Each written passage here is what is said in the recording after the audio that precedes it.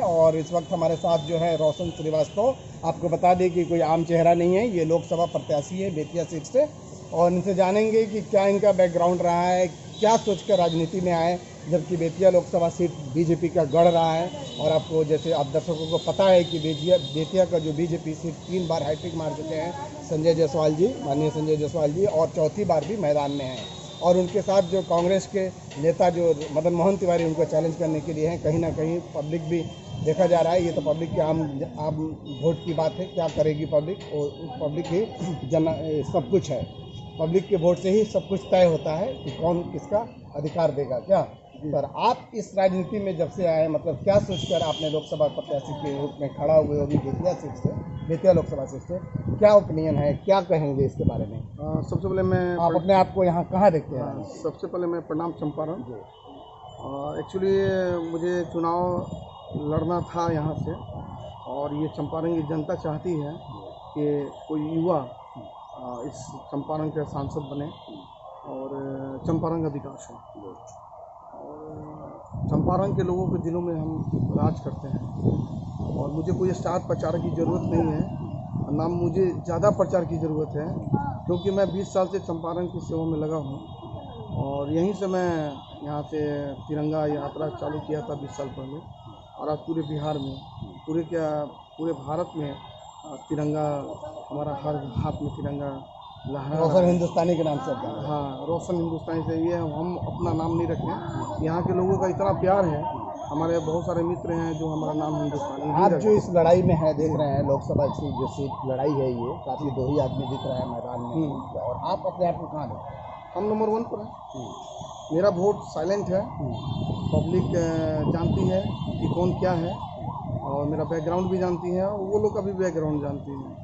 तो अभी तक तो मेरे हिसाब से क्या लग रहा है इस इलेक्शन में मुद्दा क्या होगा आपके तरफ से? मुद्दा यही है कि मैं चंपारण का विकास चाहता हूँ, लोगों का विकास चाहता हूँ, और यहाँ जितनी भी सरकारी संपत्ति है, मंदिर है, या बहुत सारा चीज़ है, हम ये नहीं चाहते हैं कि जो यहाँ के प्रतिनिधि हैं वो अपने पूर्वजों के नाम पर रखें। मैं ये चाहता हूँ कि यहाँ जो स्वतंत्रता सेनानी हैं, जो साधारण लोग हैं, जो सोशल में बहुत अच्छा काम किए हैं, उनके नाम पर रखाना। मैं आपसे पूछना चाहता हूँ, बेतिया का विकास तो हो ही रहा है, जब आप समझ रहे हैं कि कितने सालों से यहाँ विकास तो आप खुद देख रहे हैं। देख रहा है, और जनता भी जानती है, लेकिन जनता भी आज की डेट में जो हमने सर्वे किया है साइलेंट मोड में है कि क्या बिल्कुल, चाहती है, क्योंकि आज तक नेता चुनाव लड़ते थे, और इस बार चंपारण की जनता चुनाव लड़ रही है, तो जनता तय करेगी किसको लाना है, किसको नहीं हरा पाना। हाँ, ये जनता तय करेगी, वो हम नहीं बोल सकते हैं, लेकिन इतना मुझे विश्वास है कि जनता इस बार बदलाव के रूप में है। चलिए, मैं मान लो अगर बेतिया के लोकसभा सीट से अगर मान लीजिए यहाँ की जनता या युवा अगर आपको चुन कर लाते हैं, तो आपके पास क्या विजन है,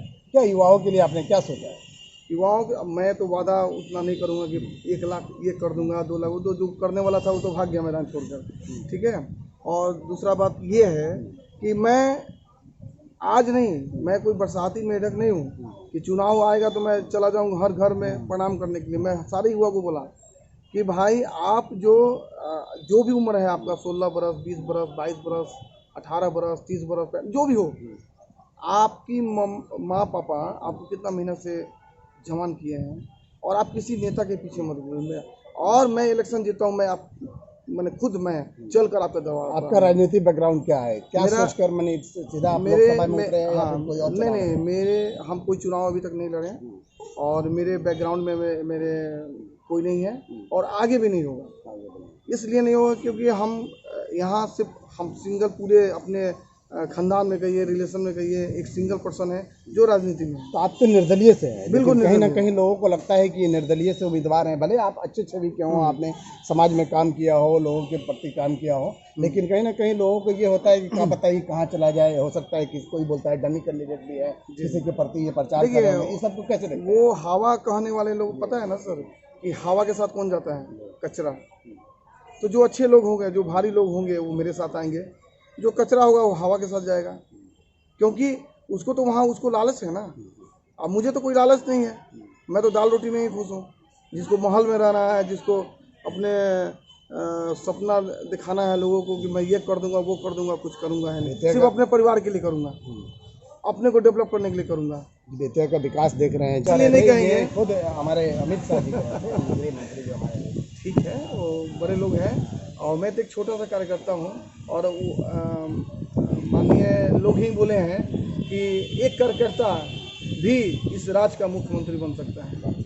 और मैं प्योर कार्यकर्ता हूँ। मैं किसी पार्टी, अगर मान लीजिए मैं तो आप पहले इलेक्शन से पहले पटना किसी का तबीयत है, मैं हमेशा खड़ा हूँ। मैं ये सोच के नहीं उन लोगों को मदद करता हूँ कि मुझे आने वाले समय में ये हमको फायदा देंगे। चलिए देखेंगे आपके बारे में। हमारे साथ रोशन श्रीवास्तव, जो कि इनका रोशन श्रीवास्तव उर्फ रोशन हिंदुस्तानी के नाम से भी जाने जाते हैं, तिरंगा के नाम से जाने जाते हैं। बिल्कुल। और पब्लिक क्या चाहती है आप खुद कमेंट में करें कि इनका विकास या ये कितने चर्चित रह रहे हैं या फिर क्या कहेगी, वो तो 4 तारीख को ही पता चलेगा। जो तय होगा, रिजल्ट आएगा। और 25 को जो हमारे यहाँ क्या कहेंगे, 25 तारीख को जो लोग जो अपने यहाँ चुनाव है उसके लिए क्या कहेंगे? बस सारे जनता को मेरा प्रणाम। और एक बार आप मुझे मौका दें। क्या है आपकी चुनाव चिन्ह वगैरह? मेरा मोतियों का हार है और 8 नंबर क्रम संख्या है। और मैं चंपारण वासियों को बस यही निवेदन करना चाहूँगा कि एक बार मुझे मौका दें और चंपारण के इतिहास को बदलें। मैं